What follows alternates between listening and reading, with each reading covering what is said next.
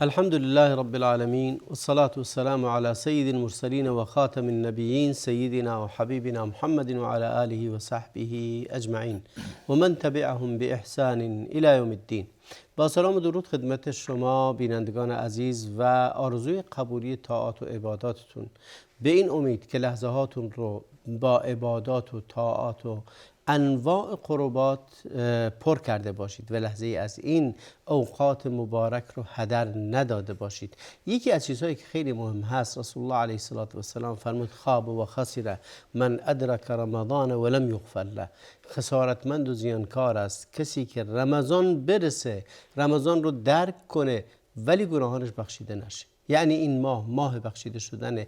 اگر ما به رمضان اومدیم و گناهمون بخشیده نشد تا بعد از رمضان، نشانه اینه که ما تلاش نکردیم و اوقات پربرکت و فیض این ماه رو درست ازش بهره بری نکردیم.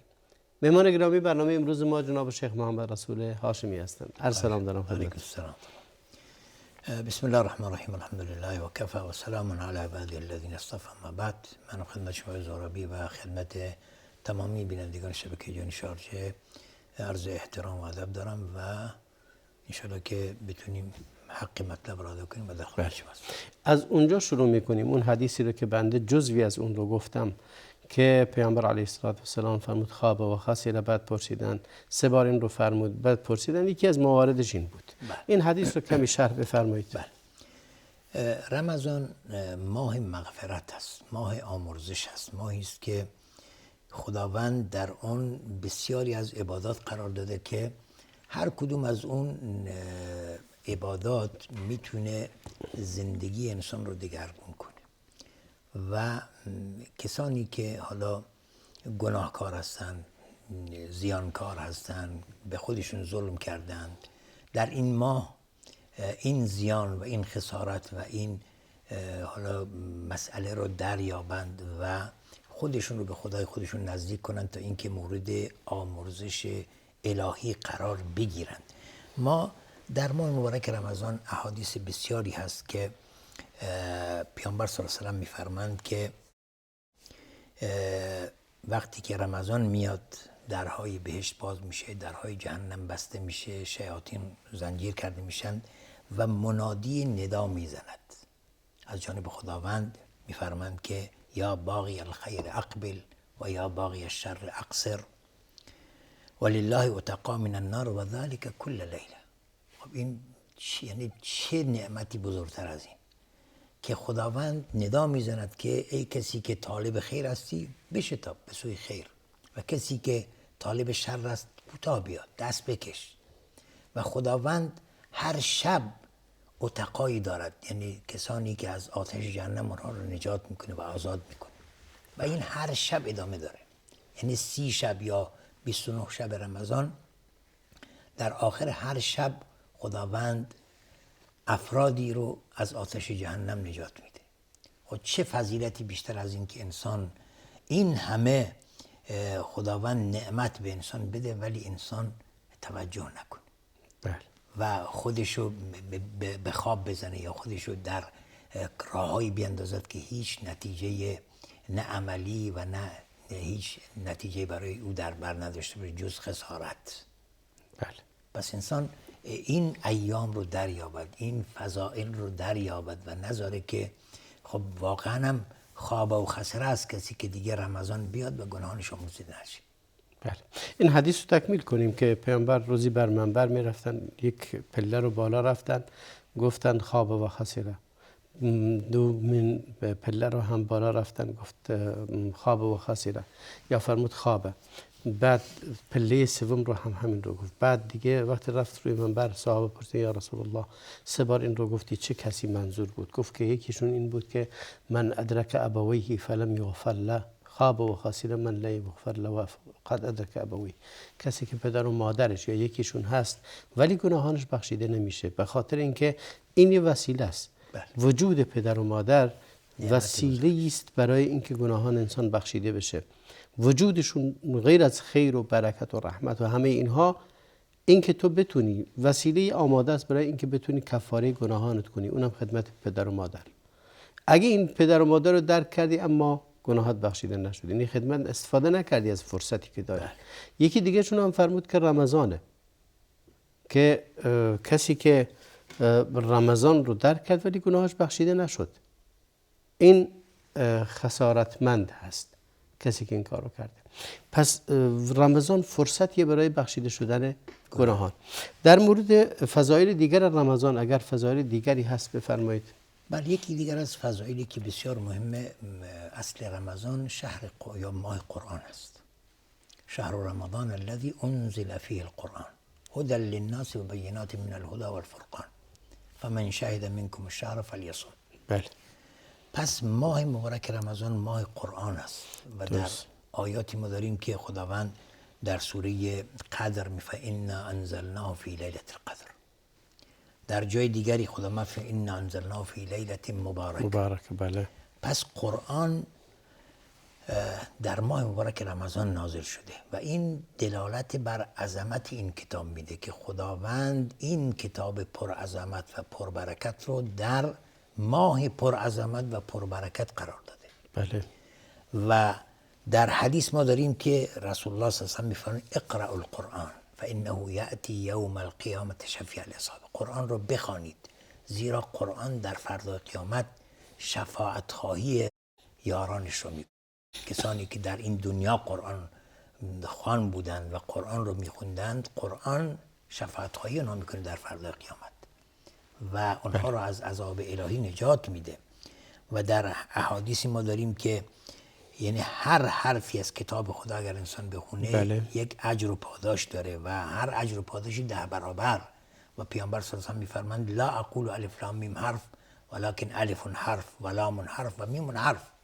پس یک الف لام میم گفتن باعث میشه که انسان 30 حسنه و پاداش دریافت بکنه. بالا چه برسه انسان اگر یک صفحه بخونه، چقدر اجر و پاداش نصیب انسان میشه. ولی خیلی هستن که متاسفانه اصلا قرآن رو بلد نیستن. حتی بعضی وقت شما بهشون بگید که سوره فلق رو بخونید میگه من بلد نیستم. و این تأسف باره که انسان سوره های کوچک رو بلد نباشه و حتی اصلا قرآن خوندن رو بلد نباشه. این مصیبت هست. ولی وقتی بهش میگی که ترانه ها که همه حفظه، تمام اسمای بازیکن‌ها و اسمای بازیکن‌ها همه چی حفظه، همه چی رو بله همه چی بلده، ولی کتاب خدا وقتی میاد میگه من بلد نیستم. 30 سال 40 سالشه ولی سوره فلق بلد نیست بخونه. بله. این واقعا یعنی خسارت هست یا همون خوابه و خسره هست که انسان، یعنی یک انسان مسلمان 40 سال باشه یا 50 سالش باشه ولی قرآن رو بلد نباشه بخونه. اگر کسی، حالا من وارد بعضی از احکام بشیم دیگه. بله. بعضی از احکام هست سوال مردم هست، مخصوصا سوال از این هست که کسانی که کارگرن و در آفتاب داغ و سوزان یا در جاهایی هستن که کارشون بسیار پرمشقت هست، چیکار باید بکنن؟ آیا روزه بر اینها فرض هست؟ آیا میتونن روزه نگیرن؟ آیا این اصلا عذر میشه براشون؟ بله. اینها دو حالت داره. اونهایی که واقعا مجبور هستند و لقمه به حساب زندگیشون هست، اگر نره کار نکنه بچه‌هاش گرسنه میشن. چنین فردی اگر واقعا توانایی روزه گرفتن رو نداره، البته شب رو باید با نیت سحری بکنه و نیت روزه بکنه. در اثنای روز اگر واقعا در حالت اضطرار قرار بگیره و نتونه ادامه روزه بده، اشکالی در اون نیست که روزه رو بخوره. بعضی از علم گفتن این خاف علی الهلاک. بله. اینها اگر واقعا دیگه اون دست خودشه که چیز بکنه، واقعا توانایی روزه گرفتن، ولی در اصل روزه ازش ساقط نمیشه. بله، باید قضا بکنه. یعنی در ابتدای امر روزه ازش ساقط نمیشه. نه تنها ساقط نمیشه بلکه رمضان رو باید بگیره در شروع. و همونطوری که فرمودید شروع که کرد روزش رو به نیت روزه رو گرفته و قصدش همین نیست که روزه رو بخوره، ولی شرایط کاری جوری بعد از چند ساعت هوای گرم، کار سخت سنگین و توان ادامه دادن نداره و راه دیگری هم نیست. به تعبیر جناب عالی یا خود شرایطش جوری نمیتونه کار رو تعطیل کنه یا اینکه شرایط کار جوری هست که نمیشه تعطیلش کرد. مصالح همه مردم درش هست، مصلحت تنها خودش نیست. آیا اینها همونطوری که فرمودید اگر در اون شرایط سخت بود میتونه روز رمضان رو نگیره ولی در وقت دیگری اون رو قضا کنه؟ قضا برش هست. البته امروز بعضی از کشورها یعنی قوانین رو وضع کردن که در اوقاتی که بسیار هوا گرمه، مثلا از ساعت 12 تا 3 عصر باید کار تعطیل بشه. این باز یک به حساب پوان هست یا یک چیزی است که آسانی است برای افرادی که کارگر هستند که در کشورهایی که بسیار هوا گرمه. حالا بعضی از کشورها واقعا هوا خنکه و ممکنه حالا چه در یعنی در تابستان باشه یا چه در زمستان که دیگه کلا هوا خوبه، ولی در تابستان بعضی از کشورها هست که در تابستان هم هوا خنکه، به اون صورت مشکلی ایجاد نمیکنه. ولی بعضی از کشورهایی که واقعا در تابستان هوا بسیار طاقت فرساست و بسیار گرمه، این قوانین وضع شده برای مراعات حال اون کارگرانی که واقعا در اون عین بینی که حساب آفتاب بسیار گرمه و هوا بسیار گرمه بتونن کار رو تعطیل توقف کنن. خب این در جاهایی هست که کشورهای اسلامی این کارو میکنن. خب جای دیگری که اصلا یک کشورهای غیر اسلامی که اصلا روزه رو معتقد بهش نیستن، قبول ندارن، انجام نمیدن. یک کارگر مسلمانی که اونجا زندگی میکنه چیکار باید بکنه؟ چه توصیاتی میکنید؟ ولی اینا اگر چنان که گفتیم یعنی در وهله اول با نیت میخوان اگه میتونن اجازه بگیرن ماه رمضان رو تعطیل بکنن. اگر نمیتونن خب تایم کارشون رو عوض کنن. مثلا اگر شب کار باشن به جای اینکه روز رو کار کنن. میتونه. بله. و در جاهای دیگر ما کسی کار متعلق به خودش هست تایم کار رو کمتر کنه در رمضان. در رمضان به جای اینکه 8 ساعت کار کنن 4 ساعت کار کنن یا 5 ساعت یا مقدار کمتری که مردم بتونن متحمل این بشن. البته اینها در صدر اسلام یا زمانی که به حساب خیلی از علما این کار میکردن که در ایام رمضان همه چی رو تعطیل میکردن و فقط فارغ میشدن برای عبادت و طاعت و بندگی. حالا اگر کسی واقعا توانایی این کار رو داشته باشه چون که شما فرمودید، یعنی واقعا میدونه که نیازی نداره که در رمضان کار بکنه یا اینکه کارمند هست و میتونه که در ایام رمضان اجازه رسمی بگیره، اجازه میگیره تا اینکه یعنی با مشکلی برخورد نکنه. یعنی امکانات هست که به حساب بتونه خودشو در راحتی قرار بده. پس هر کدوم که راحت تره انجام میده. اگر ضرورت بود و دیگه اجبار داشت و نتونست، اون دیگه الضرورات میگه تبیح المحظورات. بله. ما یک بحثی رو مطرح کردیم، این که گرفت دادن خون، این که خون رو از انسان بگیرن اهدای خون. آیا تزریق خون حکمش چی هست؟ روزه رو باطل میکنه؟ تزریق یعنی خون، کسی روزه هست رو خون بهش تزریق میشه. بله. حالا این شخصی که دیگه این همه نیاز داره که بهش تزریق خون بشه، این جزو مریض حساب میشه و دیگه مریض هست، برش نیست روزه بگیره. برش روزه لازم نیست که بگیره، رخصته که نگیره. رخصته که نگیره. اگر ضرورتی داره که دیگه به اون حالت رسیده که اجباره که خون داده بشه، اصلا نباید روزه بگیره. چون خودشو در غیر این صورت هم اگر هم حتی فرض کنیم شرایطی باشه برای کسی فقط خون رو بهش تزریق کنن، همراه هست با مواد غذایی دیگری، خودش تغذیه است، در نتیجه جایز روزش باطل میشه. بله. توقفی میکنیم، برمیگردیم خدمت شما. بینندگان عزیز با ما بمونید، بعد از توقف کوتاهی برمیگردیم به استودیو.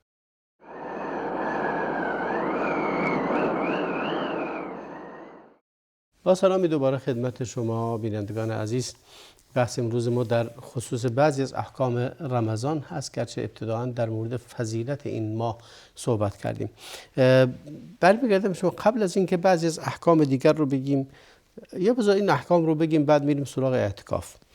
گرچه اعتکاف امر بسیار مهمیه که پیشا پیش احکامش رو بدونن بینندگان عزیز، ولی مسائلی هست از که لازمه به اونها اشاره بکنیم و اونها رو بدونیم. یکی مسواک زدن یا خمیر دندان استفاده کردن در روز رمضان. بله. خمیر دندان استفاده کردن اشکالی در اون نیست مادامی که چیزی نبلد. اگر شک در اون بکند که ممکنه چیز ببرد پس یعنی مسواک مقدار کم استفاده کنه اگر هم استفاده کرد. مسواک کم یا اینکه یعنی مسواک خالی بزنه. یعنی خلاف، یعنی خارج شدن از خلاف، که اگر واقعا میدونه که واقعا ممکنه چیزی بره. آیا این حدیثی که میفرماید که لخلوف فم الصائم اطیب عند الله من ریح المسک، خب کسی که خمیر دندان استفاده میکنه برای اینه که این بویی که داره این بو از بین بره، کسی که در روز رمضان این کارو میکنه، آیا با اون حدیثی که میگه چطوری رو جمع کنیم با هم دیگه؟ خب کلا کسی که از خوردن و آشامیدن دست میکشه معمولا خب دهانش بوی میده، این بوی خلوف بهش خلوف بهش میگن و این حتی با مسواک زدن هم بخوای مسواک بزنی از بین نمیره. که شما بگید مثلا با مسواک زدن این بو از بین میره، چون این بو کلا از معده خارج میشه. یعنی کسی که معدهش خالیه این لخلوف فم الصائم، به همین خاطره که پیامبر صلی الله علیه و میگه لخلوف فم الصائم اطیب عند الله من ریح المسک، یعنی این بوی بدی که از دهان شخص روزدار میاد از بوی مسک نزد خداوند ارزشش بیشتره، یعنی بهتره. پس این خلافی در اون نیست که مثلا ما بخوایم با مسواک زدن بخوایم جلوی این بو بگیریم.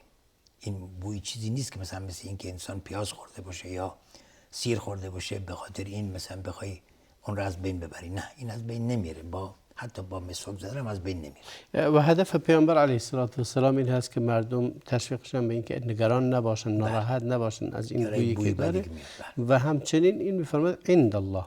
ولی کسی که داره مسواک میزنه مقصودش این نیست که باید این بو باشه. بو در ذات خود مطلوب نیست.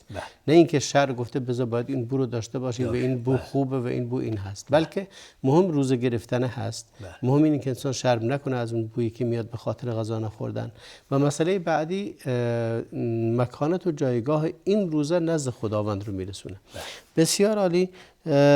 موضوع دیگری که لازم هست و شاید سوال خیلی از بینندگان هست، بحث رابطه زن و شوهر با هم دیگه، مسائل جنسی که مطرح میشه در اینجا، بحث بغل کردن و بوسیدن و بعضی از این مسائلی که هست، حکم اینها چی هست؟ بله، بوسیدن یا بغل کردن همسر مادامی که انسان از خودش اطمینان داشته باشه که باعث تحرک شهوت و باعث این امور نمیشه، اشکالی در اون نیست. چون رسول الله صلی الله علیه و سلم در حین روزه‌داری زنانشون رو میبوسیدن. بله. پس مادامی که انسان از خودش اطمینان داره که میتونه خودش رو کنترل بکنه، اشکالی در اون نیست. ولی اگر احساس میکنه که ممکنه دچار ضعف بشه و کنترل خودش از دست بده، اولاتر اینه که این کارو نکنه و دست بکشه. یعنی اگر مطمئن هست که یا یک ارضانش از لحاظ جنسی منی خارج نشه، روزه باطل نیست. دوما معاشرت جنسی کامل صورت نگیره، روزه باطل نیست. و اما اگه کسی معاشرت جنسی کرد در رمضان با همسرش، حکمش چی است؟ اگر به عمدن انجام بده روزه که باطل میشه، هیچ کفاره سنگینی هم داره. یا یک برده رو باید آزاد بکنه یا 2 ماه پی در پی روزه بگیره. اگر نتونست باید 60 مسکین رو غذا بده. بله. پس مورد اولی که وجود نداره. مورد دوم یعنی 2 ماه پیاپی باید روزه بگیره. اگر در توانش نبود روزه بگیره، اون وقت منتقل میشه به اینکه 60 فقیر رو 60 مسکین رو غذا بده. غذا میده، یعنی 60 کیلو برنج. بله. خب یا پولش رو میده یا نقدن یا مواد غذایی، هر دوش درسته؟ اشکالی در اون نیست. میتونه به جای اینکه مواد غذایی بده پول رو بده به فقیر و به مسکین. بله. قضای روزش هم واجبه. بله، قضای روزه که حتما واجبه. یعنی روزه اون یک روز. هم اون یک روز رو قضا میکنه به اضافه 60 روز دیگه. یا اینکه به جای 60 روز 60 مسکین. توبه میخواد؟ 100% باید توبه بکنه. چون گناه بزرگی انجام داده. کفاره تنها کافی نیست؟ بله، دیگه توبه نکنه؟ باید توبه بکنه. کفاره این به حساب همون جرمی که انجام داده و این غرامت است یا اون بله. به حساب چیزی که انجام داده در مقابل اون گناه بزرگی که مرتکب شده. بله. پس اینکه کسی همسرش رو لمس کنه، بغل کنه، ببوسه، روزش باطل نمیشه مگر اینکه ارضا بشه از لحاظ جنسی. بله. و اون چیزی که باعث میشه روزه رو باطل کنه و برش واجب کفاره بده، به اضافه کفاره قضای اون روز رو بکنه، اون معاشرت جنسی کامل است. این تنها موردیه که هم قضا داره هم کفاره داره. بله. موارد دیگه همش اختلافی هست و دلیلی بر هر دو جمع شدن هر دو وجود نداره. اما در مورد مسائل دیگری در خصوص ماه مبارک رمضان و احکام روزه‌ای که مردم میگیرن، شاید سوال خیلی از بینندگان عزیز هست، بحث اینه که در واقع در سفر آیا واجب هست که روزه نگیرن یا اجازه هست که روزه نگیرن؟ اجازه هست، این رخصت. بله. یعنی انسانی که مسافر هست شرع بهش اجازه داده که روزه نگیره. حالا اگر کسی میدونست که در سفر میتونه روزه بگیره و اگر روزه نگیره ممکنه بعدها براش مشکل باشه که قضا بکنه، روزه میگیره، اشکالی در اون نیست. پس اجباری در اون نیست، یعنی که واجب حتما باید در سفر افطار بکنه، نه. چون این رخصت هست. این رخصته، میتونه مسافر باشه و روزه هم بگیره. بله. خصوصا امروزه که سفر خیلی راحت الان. هیچ اشکال نداره. مثلا با هواپیما میره. در زمان قدیم سفری که مثلا میخواسته بره ممکنه چندین ماه طول میکشیده. بله. الان اون سفری که در زمان قدیم چندین ماه یا 6 ماه 1 سال طول میکشیده به 3 ساعت 4 ساعت طی میشه. به هر حال حتی اگه قدیم باشه رخصته. واجب نیست. یعنی مثل بعضی از اعذار نیست که باعث باطل شدن روزه بشه. این عذریه که درش رخصت روزه گرفتن هست برای تخفیف و یسری که اسلام فرموده است و اجازه داره روزه بگیره یا روزه نگیره. مثل نمازی که مسافر میخونه، میتونه قصر بخونه، میتونه کامل بخونه. هر دوی این مورد برمیگرده به این که زیرا که رخصت است. ولی اخذ بالرخص آیا مستحب نیست؟ اولاتر اینه که میگه ان الله يحب اذا اعطى رخصه ان يؤخذ برخصه كما يؤخذ بعزائم. بله. یعنی خداوند دوست داره وقتی یک رخصتی داد بنده از اون رخصت استفاده بکنه. بله. بعضی از امور هست که انسان‌هایی بهش مبتلا هستن یا اصلا جزو شرایط جوی، شرایط جسمی انسان‌ها هم هست. مسئله استفاده کردن از قطره چشم. حالا این قطره چشمی مرطوب کننده باشه یا علاجی باشه. آیا قطره چشم روزه رو باطل میکنه؟ قطره چشم روزه رو باطل نمیکنه چون منفذی به معده نداره. به خلاف بینی که منفذ به معده داره. بله. و حتی گوش هم همین گونه. یعنی منفذی به معده نداره. ممکنه انسان در گوش چیزی در حلقش احساس بکنه ولی منفذی برای معده وجود نداره. پس قطره گوش هم اشکال نداره. قطره گوش، قطره چشم اشکالی در نیست ولی قطره بینی در اون اشکال هست. بله. اون چون راه به معده داره. به حلق و به معده داره. پس اینا چیز میکنه روزه رو. سرمه کشیدن به چشم. بله، سرمه کشیدن اشکالی در اون نیست. باطل نمیکنه. باطل نمیکنه. بعضی سوال کردن در مورد این که خیلی ها هستن که خلط حلق دارن. این خلط های حلق رو چیکار باید کرد؟ آیا بیرون ببره؟ آیا فرو ببره؟ اگر در تواناییش هست که بیرون ببره، بیرون اولاتر بهتر. ولی اگر در توانش نبود و رفت پایین اشکال در اون نیست. بریم سراغ موضوع دیگری به اسم همونطوری که میدونید و ابتدای صحبتمون هم عرض کردم، بحث اعتکاف در رمضان. بله. اعتکاف یکی از سنت‌های مهم در ماه مبارک رمضان و در احادیث ما داریم که رسول خدا صلی الله علیه و سلم وقتی که 10 شب آخر رمضان میشد کان یعتکف العشر الاواخر من رمضان. بله. به اعتکاف میشدن در 10 شب آخر ماه مبارک رمضان و حتی توصیه میکردن به اهلش و اونها را هم وادار میکردن به اعتکاف نشستن در 10 شب آخر. در 10 شب آخر ماه مبارک. اعتکاف یعنی چی؟ اعتکاف در لغت به معنی حبس کردن خود بر چیزی یا بر امری و بر عبادت. در شهر به چه معنی؟ در شهر به اینی که انسان، شخص مسلمان در مسجدی به نیت اعتکاف بنشیند، یعنی به نیت عبادت و طاعت در مسجد جامعی خودش رو به حساب محبوس بکنه یا حبس بکنه بر طاعت و یعنی این که انسان خب همه کارهای دیگرش رو رها کنه و بشینه به انجام طاعت و عبادت و ذکر و خلاصه حواس و ذهن و فکرش و قلبش رو از مشغله های دیگه جدا کنه و مشغول عبادت و طاعت و ذکر باشه. این رو باید در کجا انجام بده؟ جای خاصی هست یا تو خونه خودش هم میتونه؟ نه، برای به حساب اعتکاف نشستن مسجد جامع، چون حتی مساجد دیگر هم علما گفتن که چون ممکنه برای رفتن نماز جمعه باید بره بیرون، پس بهتره که در مسجد جامع شهر باشه که دیگه اجبار نداشته باشه که برای نماز جمعه از محل اعتکاف خارج بشه.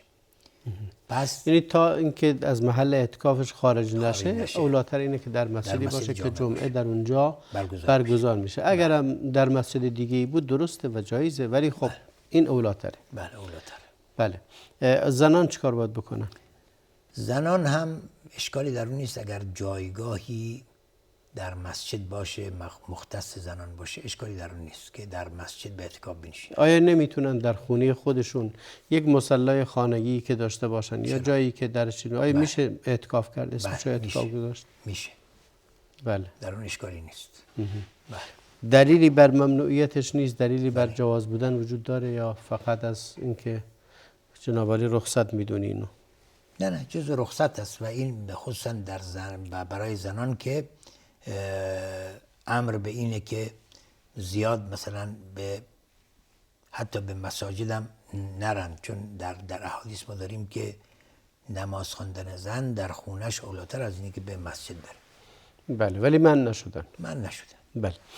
میم سراغ بحث، چون بحث خانم ها را کردید و زنان چیکار باید بکنن، سوالی که بسیار حتما سوال خیلی از بینندگان عزیز هست این شب‌های پرفضیلتی که ما در پیش داریم از دست ندن. زنانی که در عادت ماهانه هستند یا در عادت بچه آوردن هستند یا نفاس گفته می شود، اینا چیکار بکنن تو رمضان که اجر و ثواب داشته باشن؟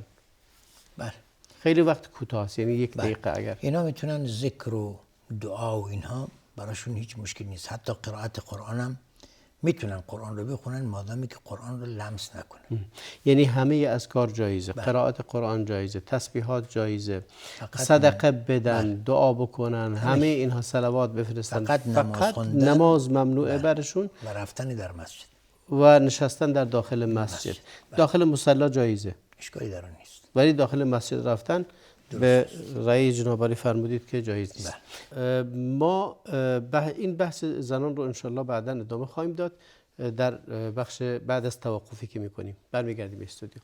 با ما بمونید بعد از این توقف و احکام دیگری در مورد روزه.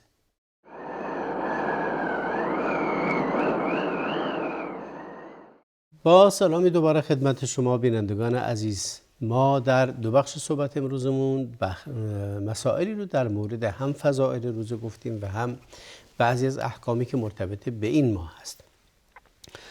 ماه رمضان ما در مورد خانم ها صحبت کردیم، اشاره فرمودید که میتونن تلاوت قرآن بکنن، میتونن ذکر کنن، تسبیحات کنن، صدقه بدن و انواع و اقسام عبادات دیگری که در این ماه دارن و همچنین کارهایی که توی خونهشون انجام میدن، افطار آماده کردن برای روزداران خانوادهشون، خود اینها اجر داره و اجر و ثوابی که این خانم ها از این میگیرن چی هست؟ بله. خب این از جمله اون چیز میشه که من افطر صائما فله، یعنی کسی که هر روزداری رو افطاری بده همانند اجر اون روزدار اجر میبره. بله. من غیر، یعنی بدون اینکه از اجر و پاداشون روزدار کم بشه، اجر همشون رو میگیره. اجر همشون رو میبره. پس این یکی از اموری است که دیگه خانم ها نباید زیاد ایراد بگیرن که الان ما زیاد در مطبخ هستیم یا غذا آماده میکنیم. پس اگر به نیت این امر این کار رو انجام بدن 100% تمام اون افرادی که افطاری میکنن اجرش رو این خانم ها میبرن. اون حدیثی که پیامبر اکرم علیه السلام با جمعی از صحابه می اومدن عده‌ای روزشون رو خوردن به خاطر اینکه مسافر بودن و عده‌ی دیگر هم روزه گرفتن.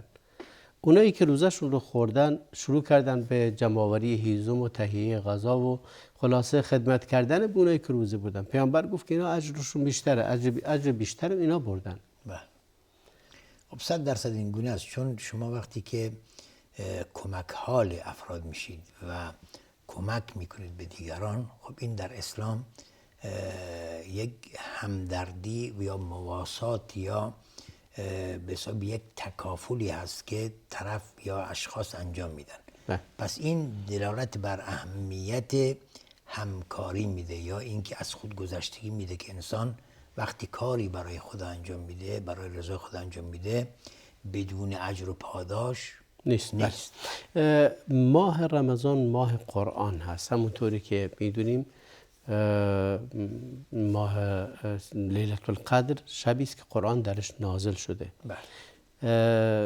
شهر رمضان الذي انزل فيه القرآن هدى للناس و بینات من الهدى والفرقان، که مقداری در بحث این که فضیلت تلاوت قرآن، اهمیت این موضوع در ماه مبارک رمضان چگونه است.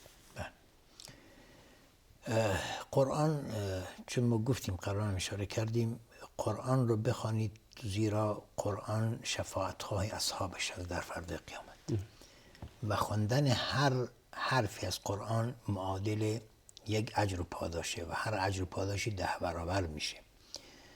و شب قدر به خاطر این که پرعظمت و پربرکت است، پس قرآن در همین شب پرعظمت و پربرکت نازل شده، شبی که خداوند در موردش میفرماند که لیلة القدر خیر من 1000 شهر، شب قدری که عبادت در اون بالاتر از 1000 ماه است، ارزشش بیشتر از 1000 ماه است. یعنی 1000 ماه وقتی شما حساب بکنید معادل عمر یک انسان طبیعی است، تقریبا 83 سال و چند ماه. بله.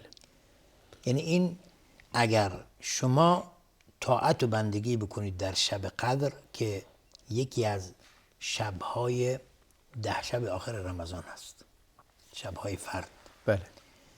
اگر انسان این شب رو درک بکنه معادل اینه که 83 سال و چند ماه عبادت و طاعت بندگی کرده. پس این اجر و پاداش عظیمی است که انسان نباید از دست بده. بحث تلاوت قرآن در این ماه اهمیت ویژه‌ای داره که جناب عالی فرمودید. از اونجایی هم که رسول الله علیه السلام هر رمضان با جبریل می اومد با پیامبر قرآن را از اول تا آخر ختم می‌کردن و در آخرین رمضان 2 بار این اتفاق افتاد و این کار کردن و این دلیل بر اهمیت این ماه هست و این ماه هم ماه قرآن. به هر حال باید همه اوقات رو به این احیا کنیم.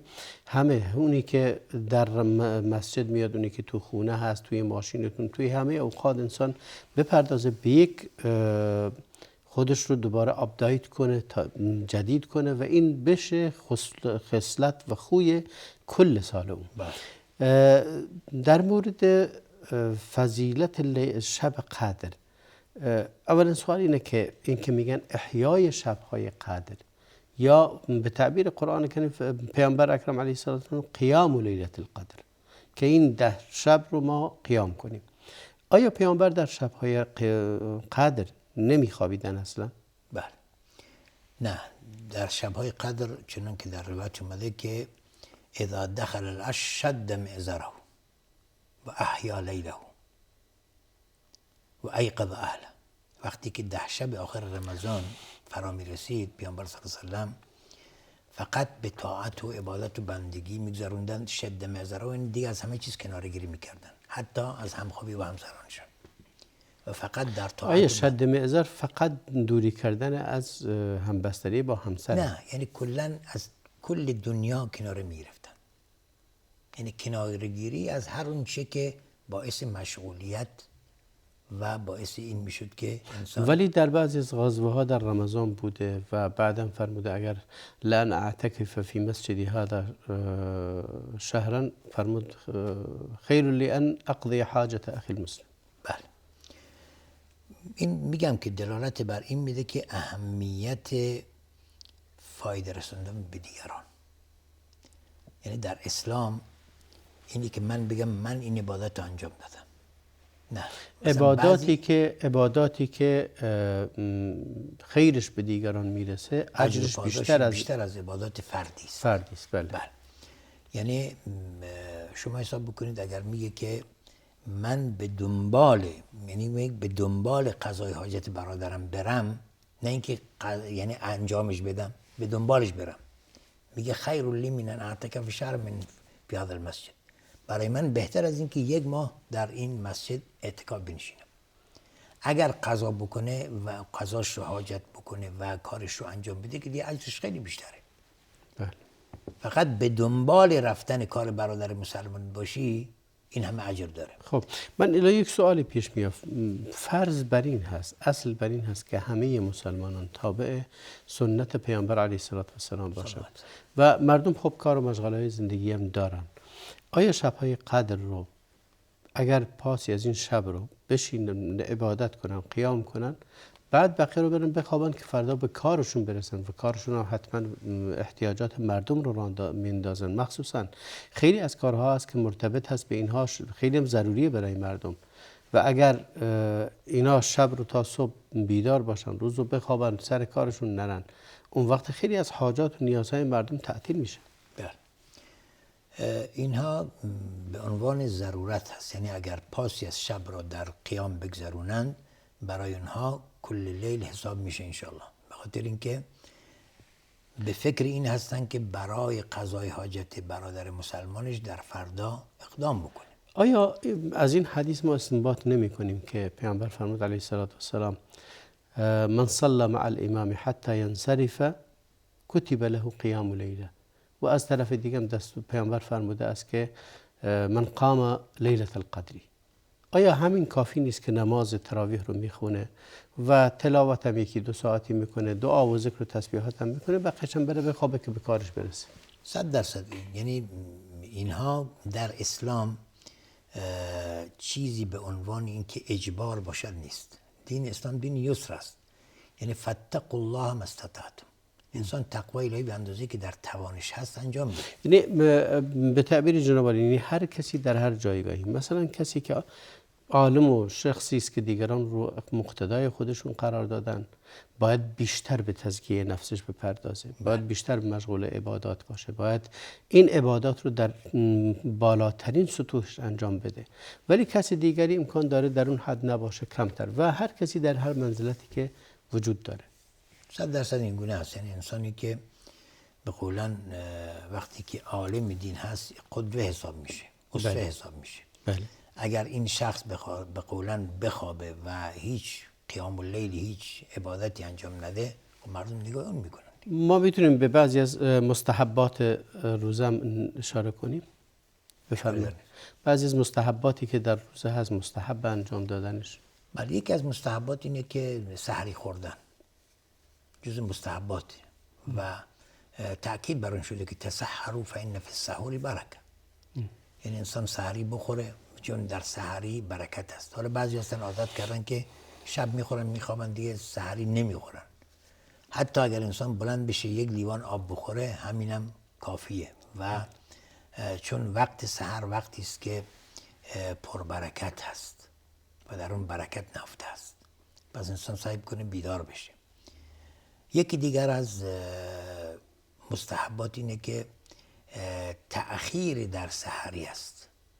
یعنی سعی بکنه سحری رو به تأخیر بندازه که یعنی طوری بخوره که وقتی اتمام یا تمام کرد از آن گفته بشه.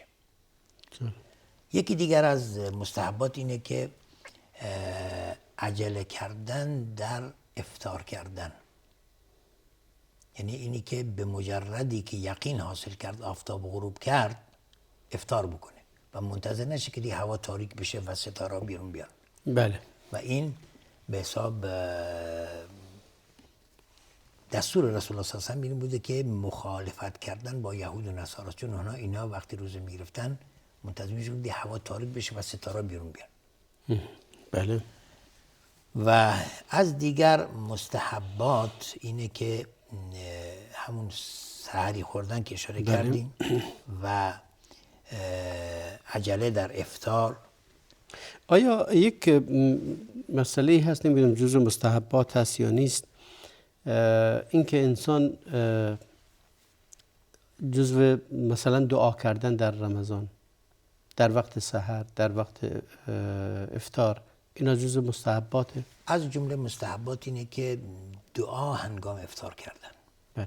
دعای هنگام افطار انسان دعا بکنه، چون در احادیث ما داریم که از جمله دعایی که رد نمیشه دعوت الصائم حینما یفطر، این در وقت افطار دعا بکنه شخص روزه دار. و دعایی که وارد شده اینی که ذهب الظمأ و ابتلت العروق و ثبت الاجر ان شاء الله. بله. یعنی این دعا هنگام افطار کردن دعا بکنه. در مورد آداب لیلة القدر آیا ادب خاصی وجود داره در این شب؟ مخصوصا دعای خاصی هست؟ بله، دعایی که در شب قدر اومده و حضرت عایشه از رسول الله صلی الله علیه و سلم سوال کردن که اگر شب قدر دریافت کردم من چی بگویم؟ رسول الله صلی الله علیه و سلم فرمودن که این دعا را بخون: اللهم انك عفو، اللهم انك عفو تحب العفو فاعف عنی. بله. اللهم انك عفو تحب العفو فاعف عنی. بله. این دعا را زیاد انسان بکنه، چون رسول خدا صلی الله علیه و امر کردن که اللهم بار اله. عبادت وقت سحر چیه؟ ذکری که وقت سحر بکنیم. ذکری که در هنگام سحر انسان بکنه، چه رمضان چه غیر رمضان، استغفار کردن، استغفار کردن، قرائت قرآن، بالاسحار هم یستغفرون. بله، استغفار کردن و قرائت قرآن هم. بله.